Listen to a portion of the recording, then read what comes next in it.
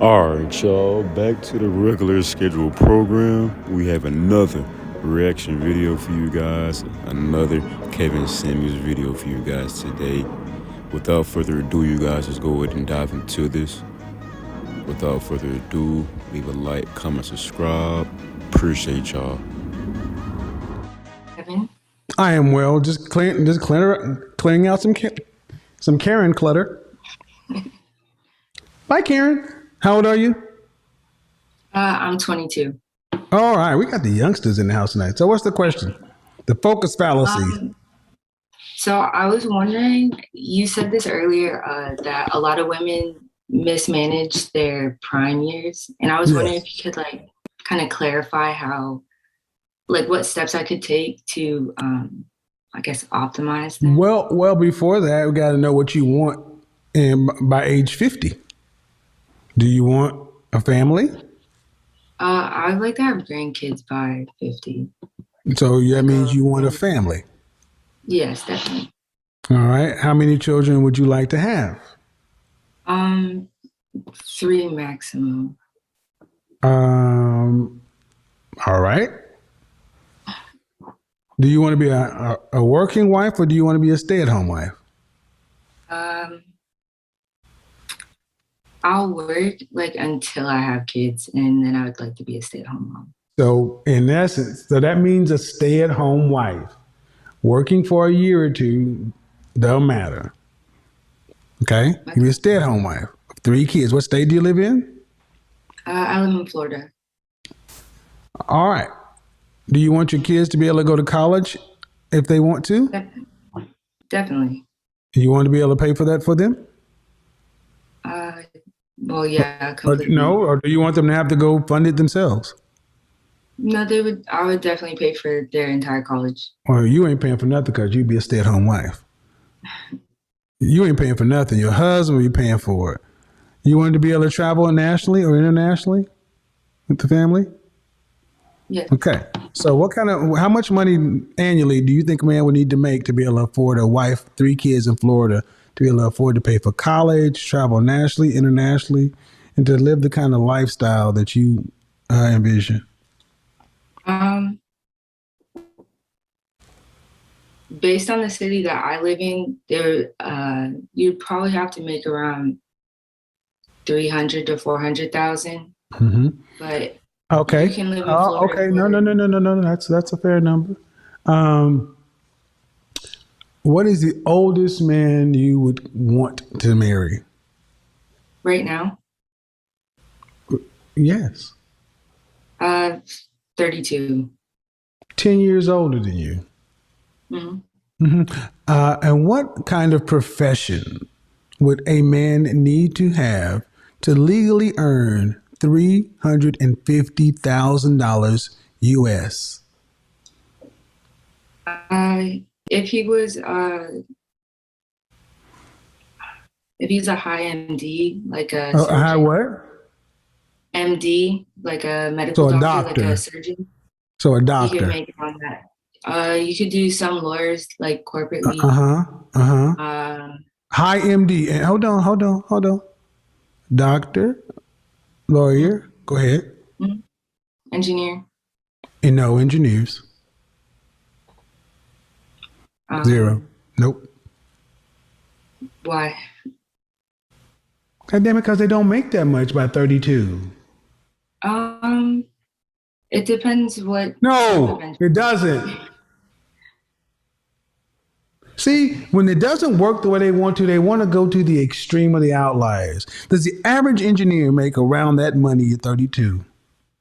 No. Thank you. Then let's move on. Let's move on. Okay. It's pointless to talk about because it can. We don't talk about possibility. We talk about probability. That's all I'm saying. So, ma'am, a doctor, an MD, you got to go to undergrad, medical school, residency. By what age do medical doctors, surgeons begin actually working? Around the age 29 to 30. Right. And you say you want your husband to be maximum 32. Right. So he has to do all of that to be able to. So my point is unlikely. You ladies want young, rich, attractive men. And I'm like, okay, cool, fine. I'm asking you the question. How tall are you? I'm 5'10". Dress size? I'm a size 2'4". Fresh face out of the shower. Where would you rank yourself? Just your face. You can't use 7.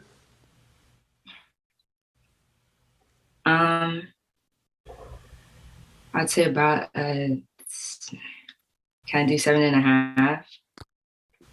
Or has to be a whole number? What did I say you can't use? I'd say an 8 then. No.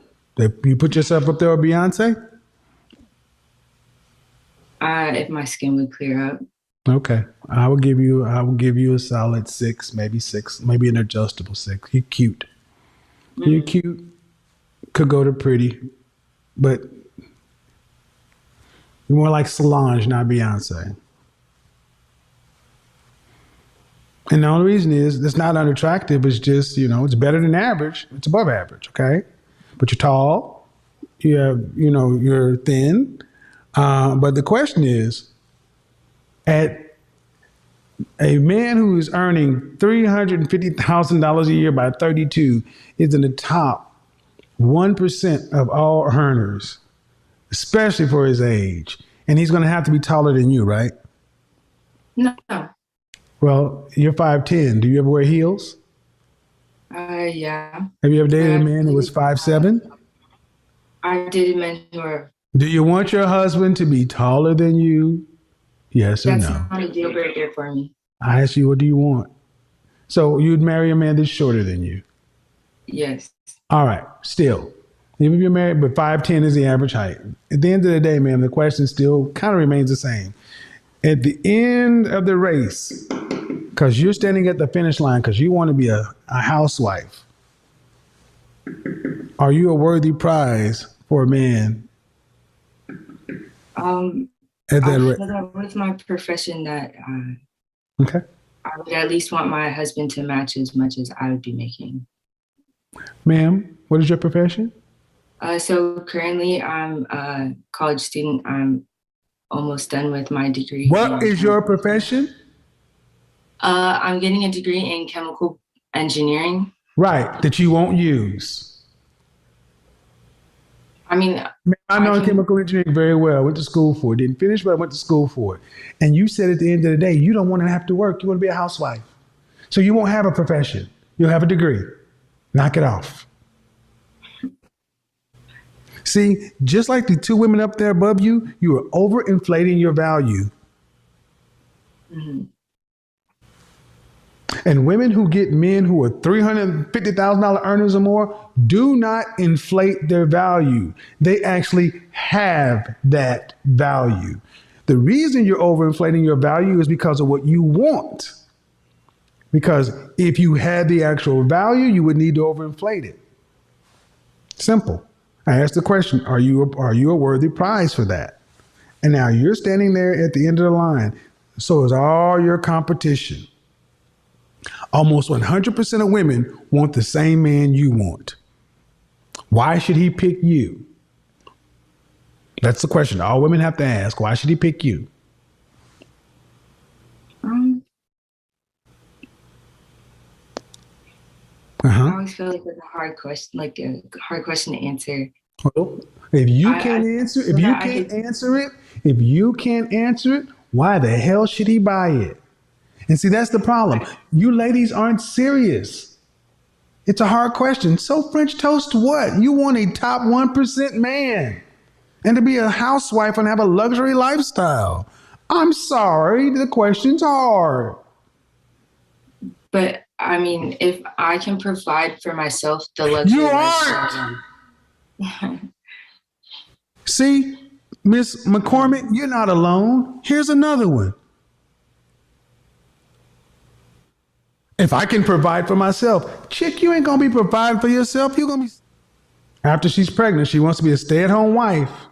Well, she's talked about what she's going to be able to do for her kids, how she's going to pay for college, and how she's going to do it. She ain't planning on lifting a fucking finger in the workplace after she's married. But she wants what she did before marriage to carry on through marriage. Man, what you did before marriage won't count for shit in your marriage.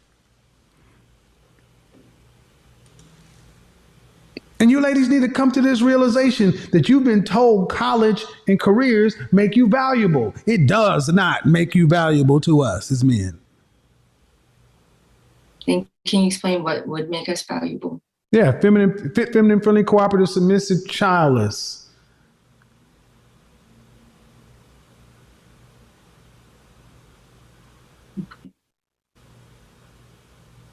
Those things make you valuable. The ability to be coachable and trainable and teachable. The ability to get on our program, follow our lead. You're a valued counsel, but we make the decision. You're talking about a top 1% man. And you're talking like a modern woman who wants a partner and you ain't paying for shit. No, I don't want to be their partner. Like, I would like to be their wife. I said, you're talking like a modern woman who wants a partner. I didn't say you are. I said, you're talking like one. But at the end of the day, you want to have a lifestyle of a traditional woman, a grandma by 50, a nice sized family, and a man who's earning a lot of money.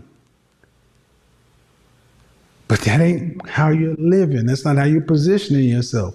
Everything you've talked about is your value. Your value based upon what? Who are you without your education and your job? Who are you?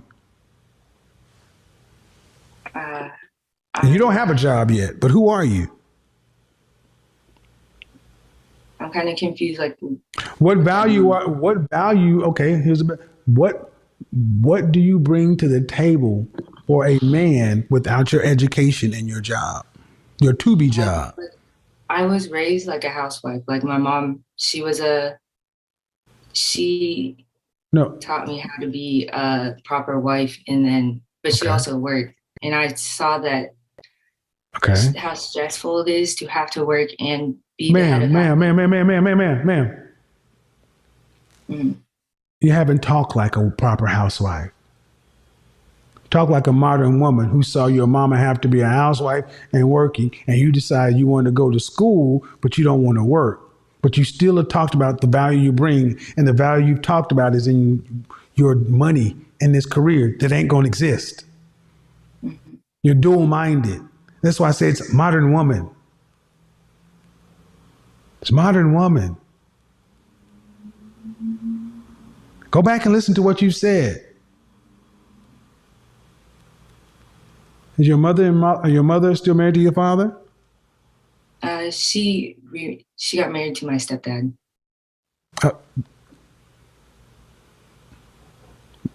Was that the man you were saying she was married to during your life? Or did she marry somebody else? They've been married for 12 years.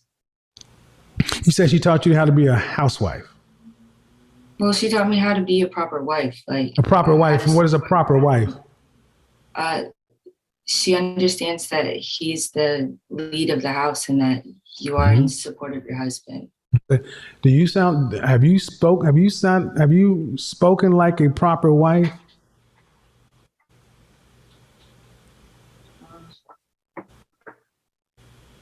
I guess not. Go back and listen to what you said, ma'am. I'm going to put my kids to school. I'm going to do this. My career, my thing gives me meaning. That's modern.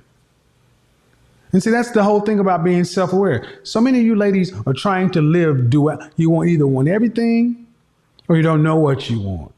And this is my point to you women. You need to get serious about who you are, what you want, and then can you get what you want? What can you bring to the market? Because one of the biggest problems is so many of our women have an overinflated sense of self or have no idea what they want. And then you go out to the marketplace, and because you can't make it work with men, you say it's men's fault. No, you guys have been raised to be all over the place.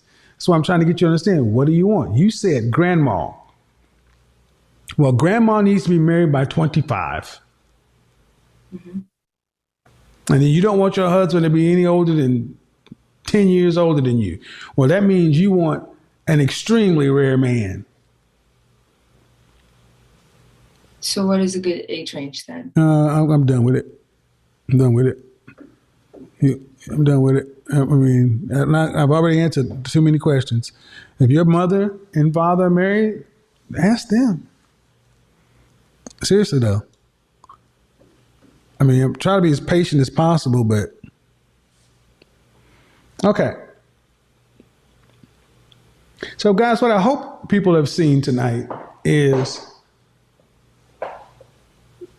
when I say that so many women walk into the marketplace and they're just given a Christmas list. And they're just, I want this, I want that, I want this, I want that. Don't know how much anything costs.